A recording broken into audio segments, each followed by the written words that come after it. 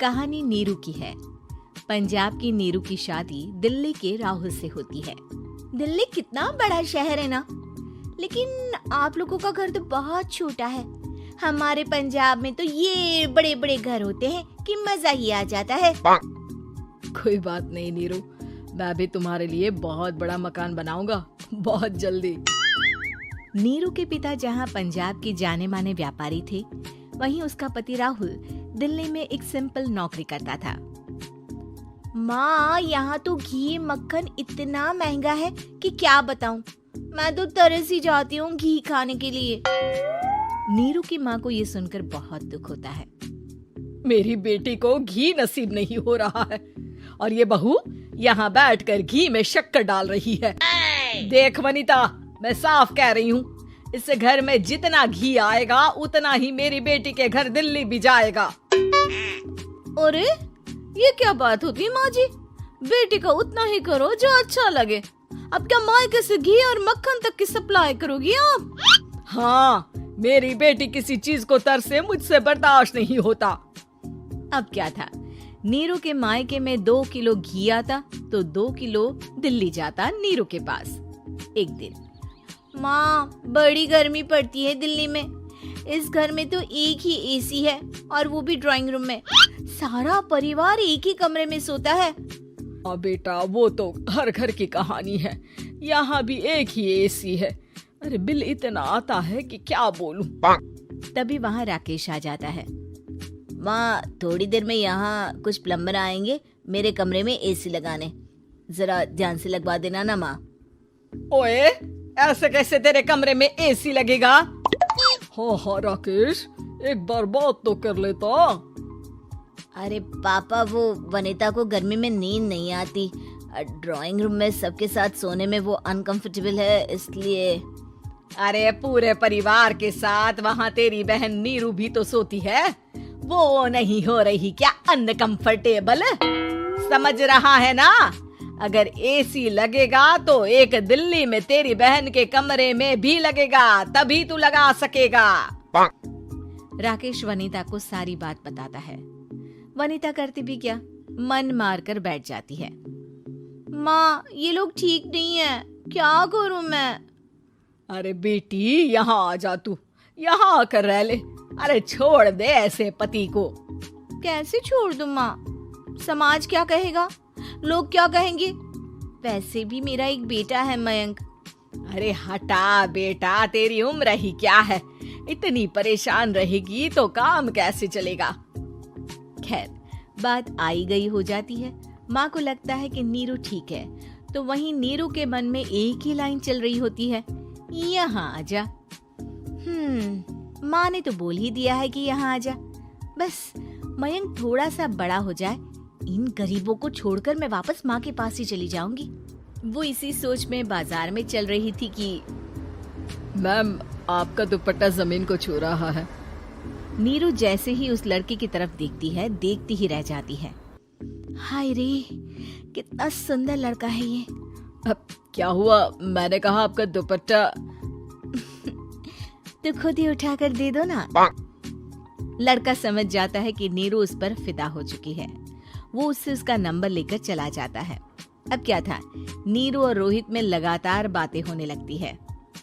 मैं हरियाणा का रहने वाला हूँ, यहाँ एक बड़ी कंपनी का मैनेजर हूँ। अच्छा, और कितने बच्चे हैं तुम्हारे? बच्चे? अरे मेरी तो शादी भी नहीं हुई है। तुम बताओ, शादी करोगी? नीरू शर्मा जाती है।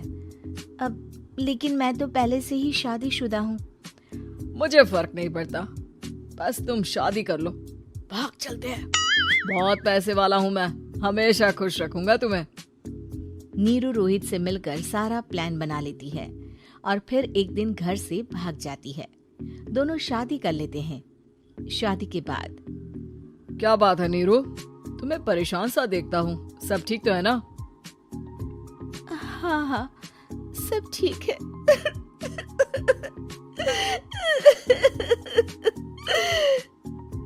ये कहते कहते ही वो रोने लगती है। अरे क्या हो गया, रो क्यों रही हो?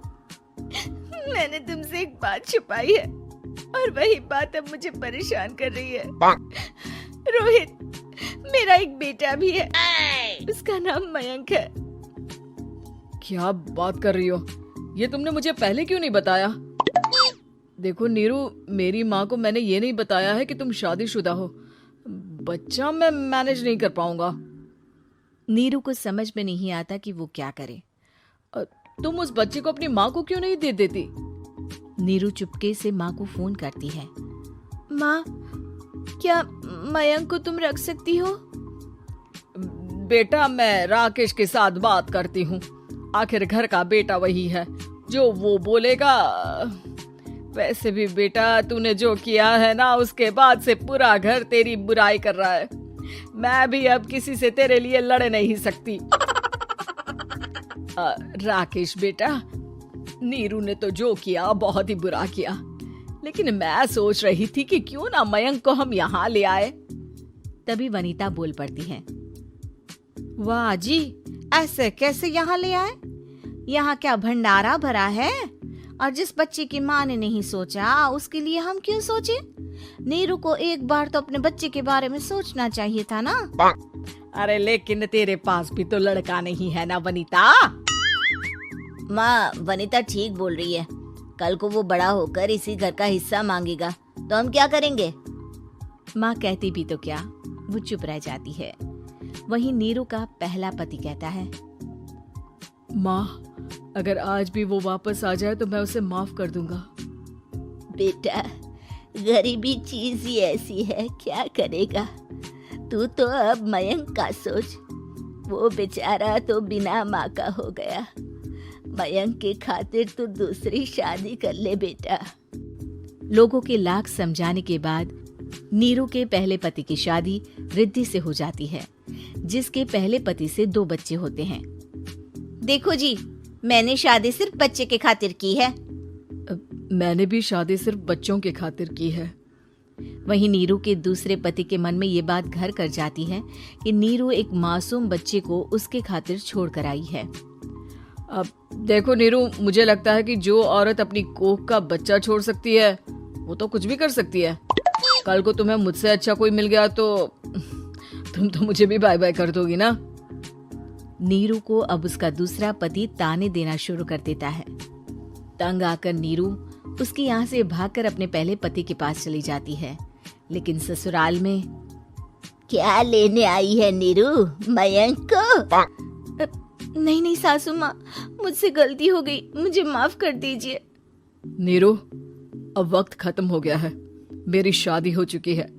तो छोड़ दो ना उसे, हमारा बच्चा है। मैं आपको अपनी माँ नहीं मानता, मेरी नहीं मान तो बात अच्छी है। नीरू मयंक की बात सुनकर समझ जाती है कि उसके पास अब ना आसमान रहा ना ही जमीन।